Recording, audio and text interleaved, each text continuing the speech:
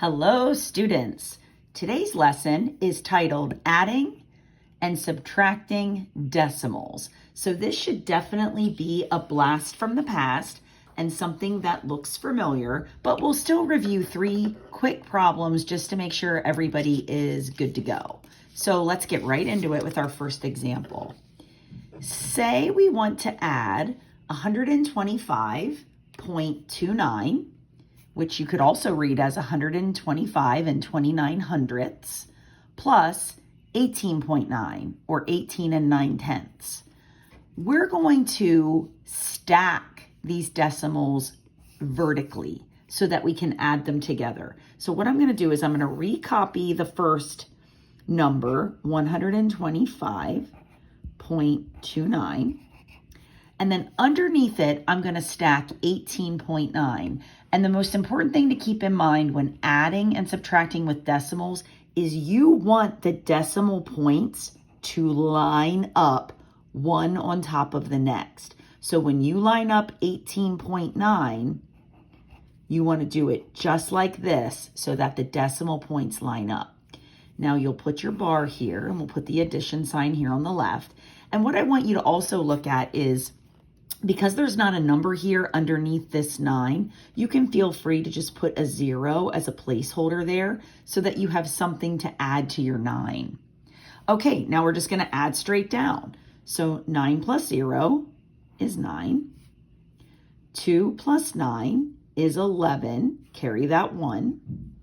1 plus 5 is 6. And 6 plus 8 is 14. Carry the 1.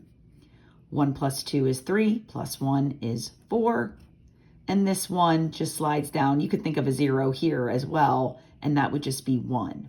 The decimal point glides right down. So again, stack, stack, stack, and the final answer would be 144.19. Easy as pie. Okay, let's try a subtraction problem. So our next example will be 75.64 minus 21.32. So once again, let's stack them. So we'll start with the number in front, 75.64.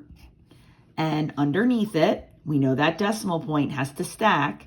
So the 21 will go here, and the 32 hundredths will go here.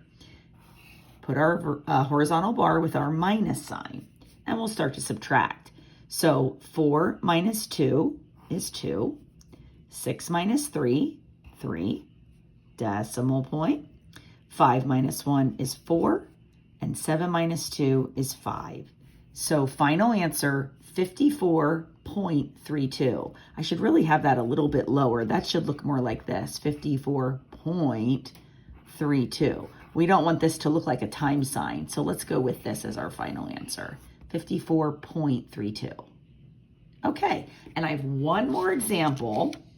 I chose another subtraction problem.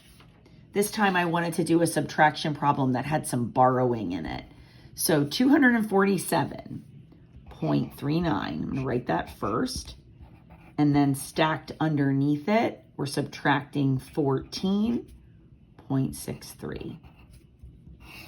And we're subtracting. Again, check out those decimal points, stack them up, and let's start from the right side. 9 minus 3 is 6. When you look at this part, you see that you can't take 6 from 3. So we're going to come over to the left and we're going to borrow. So we're going to borrow 1 from the 7, make that a 6. And then the 3, we will turn that into a 13. 13 minus 6 is 7. Decimal point. 6 minus 4 is 2. 4 minus 1, 3. And the 2 slides down. So 232.76. So that's just a quick reminder of how to add and subtract decimals. Thanks for watching, and happy trails to you.